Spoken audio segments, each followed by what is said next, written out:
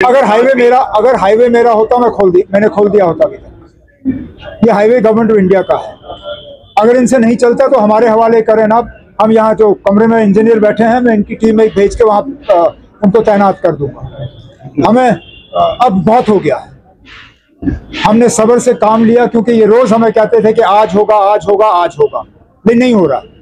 तो आज मैं यहाँ इन दो प्रोग्रामों से जो है फारिग होके मैं यूनियन हाईवेज के जो मिनिस्टर हैं गडकरी साहब, उनसे फ़ोन पे बात कर लूँगा कि हमें फटाफट जो है ये हाईवे हमारे हवाले किया जाए, इसको रिस्टोर करके जो है ट्रकों के लिए जो है ये इसको खोल दिया जाए। लेकिन उसके साथ साथ मैं रेलवे मिनिस्टर साहब से भी गुजारिश करूँगा कि एक ट्रेन चलने से कुछ नहीं होगा।